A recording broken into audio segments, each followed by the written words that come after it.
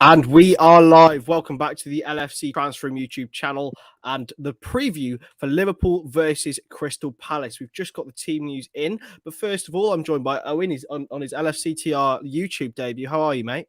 Oh, yeah, I'm good, mate. How are you? I'm excellent. Even more a little bit confused about that team news. As we've seen in the title, Trent Alexander-Arnold is out with an illness and is replaced by James Milner at right back. How do you feel about that, mate? Milner and Zaha. I think that says everything you need to know. Really, it's going to be a tough game. I think in that aspect for sure. Obviously, Palace have got the pace in Zaha and who's it, Ayew, and obviously Tsimikas come in at left back as well. So two changes at full back. I think it's going to be a tough game for sure. Yeah, it certainly is. I mean, completely different players at right and left back. It's certainly it's confusing. I will say the least. But yeah, Crystal Palace, the main threat, Wilfried Zaha, you believe today, especially against Milner? Definitely, yeah. I think Benteke, I think he's definitely a threat because any balls into the box and he's definitely a threat. But obviously Van Dijk and Konate coming in, I think we probably should have enough there, but you never know, do you? No, definitely not. But it does see a full debut for Ibrahim Konate, which is what everyone expected and wanted today. After Joel Matip has played the first few games of the season, and then and Joe Gomez made his return. But alongside Van Dijk, for any defenders to play against Christian Benteke in our club, I'd probably choose them. Yeah, Konate, yeah, I'm buzzing for him, to be honest with you. It makes sense seeing Matip rested and obviously Gomez plays first 90 minutes on Wednesday night against AC Milan. It makes sense coming in, fresh legs, and yeah, I'm buzzing to see him, see how he does. Obviously, the game's not on TV, which is terrible. We all know that, but I have to see how it goes. Yeah, definitely. Do you think, though, that this shows how it's a statement about Nico Williams almost, because it's been trusted now that James Milner is the backup right back, and maybe even, he could have gone for Gomez there as well. Do you think, it's sort of a statement to young Williams that he might not be able to get in ahead of even players who don't play in that position? I don't know, mate. I'm pretty sure last time I checked that Nico Williams was out with injury because he didn't go on international duty with Wales. So I think there we go. Yeah. Definitely. Get your comments in. What are your thoughts on the team news? The starting lineup, we will remind you. Alisson in goal, Milner, Konate, Van Dijk and Tsimikas. Fabinho, Henderson, Thiago, very, very sexy midfield. With Mane, Salah and Jota up top. On the bench, Kelleher, Keita, Gomez, Nat Phillips, Oxlade-Chamberlain, Jones, Minamino, Robertson and Origi. Nat Phillips on the bench. I think that's the first time this season, if I'm not mistaken, that he's been there. I doubt he'll be used, but it's an interesting one. Off the bench, who do you see as our options today, Owen? I just said to you before the show started that I want to see Kurt Jones play because I think he's quite similar to Elliot in terms of I think you need to give him games, and I think you give him those sort of 4 or 5 starts in a row, and you're going to see the progression and the development of him into a world-class footballer, in my opinion. Yeah, he is quality, isn't it? We saw a glimpse of it against Atletico Madrid, didn't we? Yeah, and a lot of last season. Of the front three, I think he definitely could do a good job there. Definitely. Crystal Palace starting 11, Guaita in goal, Joel Ward, Mark Gay, Joachim Anderson and Tyrick Mitchell, Kouyaté, MacArthur, the captain, and Conor Gallagher in midfield with Ayew, Benteke and Zaha. We had a chat about this with Matt Woosnam, who is the Crystal Palace Athletic journalist before the game. Whether he would go for Benteke or Edouard after he made his unbelievable impact against Spurs. He did choose Benteke, which is what Matt also said and what you also thought would say. Do you think that says something? Do you think Edouard will be involved today?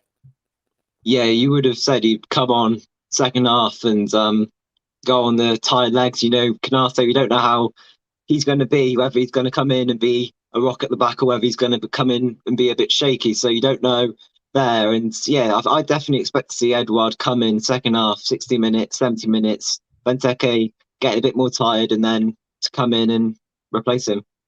Yeah, Benteke was part of the last Anfield away win with fans in the Premier League.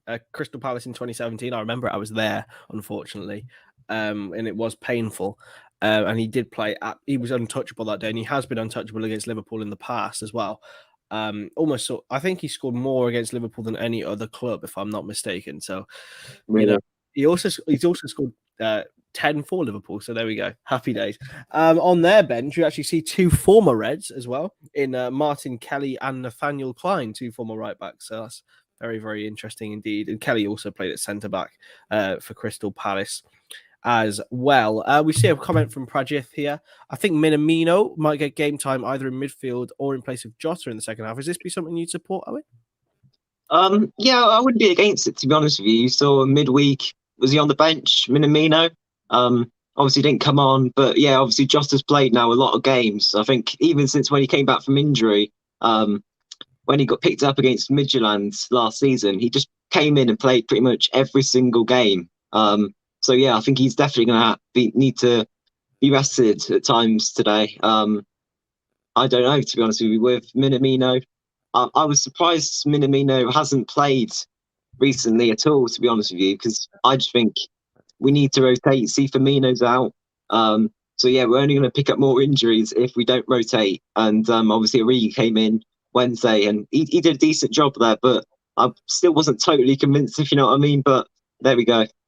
Yeah, it's definitely an interesting debate on Divock Origi at some point, which we will probably do on the channel. Talk about all day that.